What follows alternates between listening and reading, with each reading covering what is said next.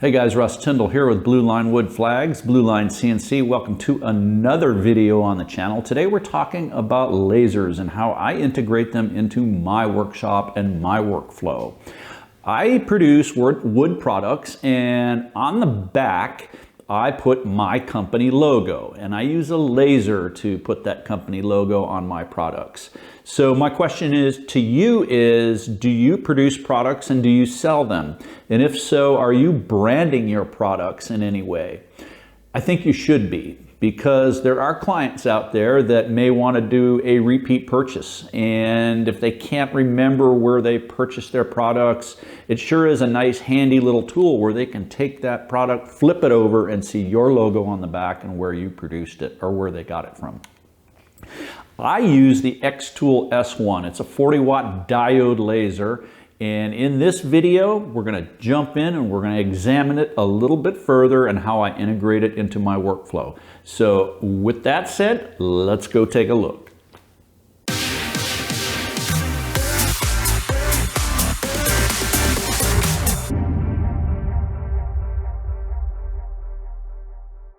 All right, guys.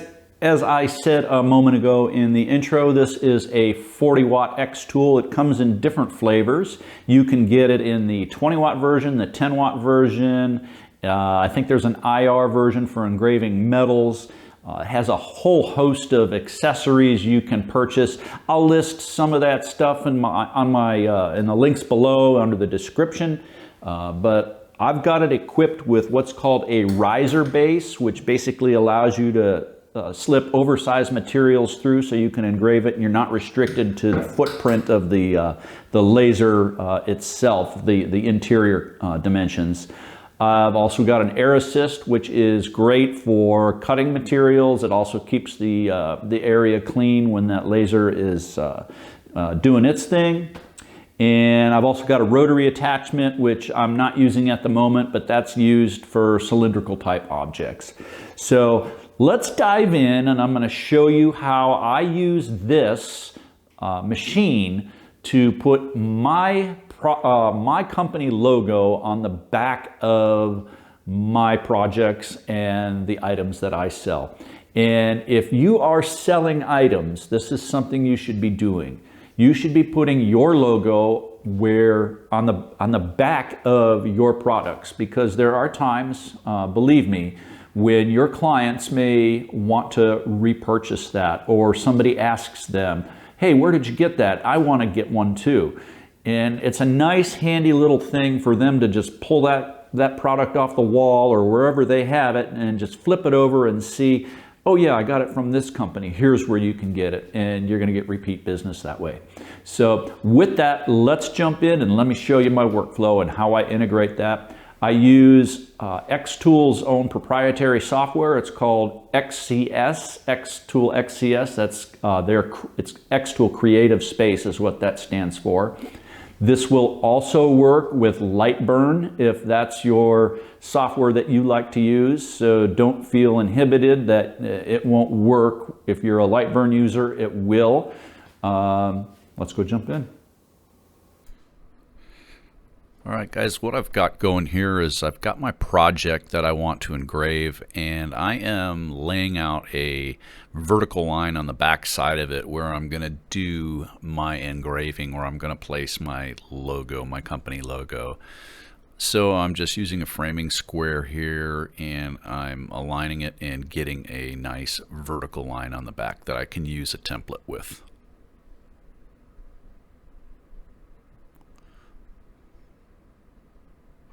I've got that line drawn, and my template is something that I've created. I've just cut out a simple square in the middle where I place my logo, and this is something that I keep and I use each time that I want to place my logo on the back. And it's got arrows that align with the vertical line that I drew. It's got my engraving settings, and you can see those little crosshairs on there. Those are used for laser alignment on the laser head. So what we're doing here is we're firing up Xtool XCS, and I'm selecting my project, my laser engraving project that I use all the time. And here you can see it just by default opens up at what was last used, and there's my SVG, my scalable vector graphics image of my logo. So now I just have to turn the machine on. So I'm going to go to the back of the machine and click the power button, and you'll see that change in the upper right of the software. So here's the button on the back of the machine. I'm going to turn it on, and you'll see that area in the upper right change green. Says that I've got a firmware update. I'm not going to worry about that right now, so I'll close that out. And now we are ready to get going.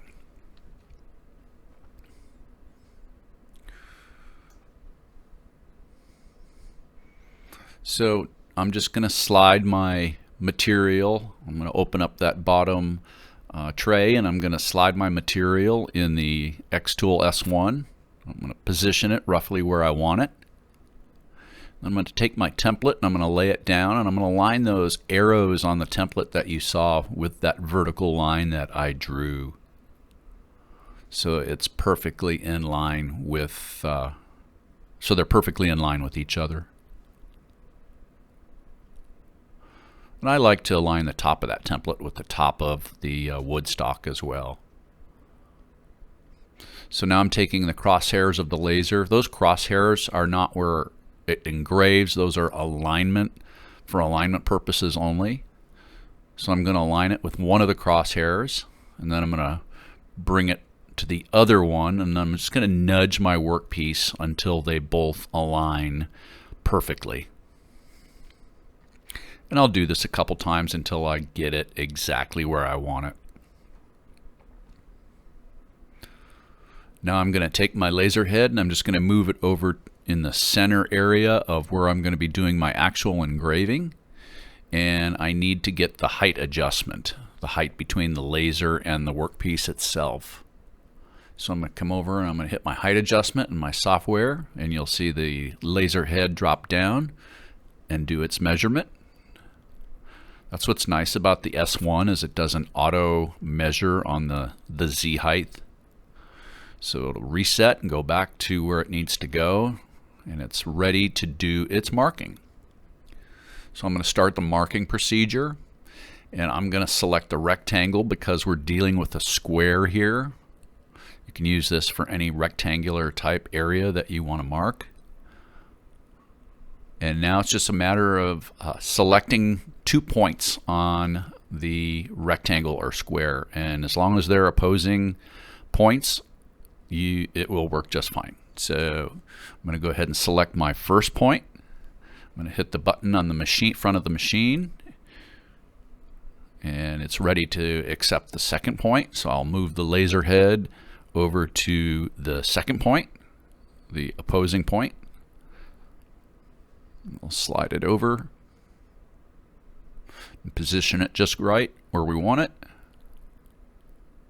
Try to get as exact as you can when you do this operation.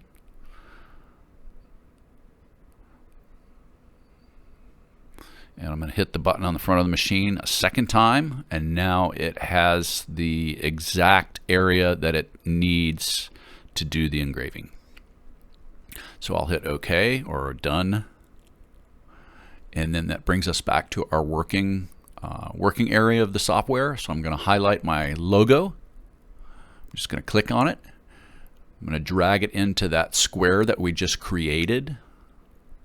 I'm going to position it right in the middle. And I'm just going to make sure my all my numbers are correct, my speeds and lines per inch, etc. And I'm just going to go ahead and hit process.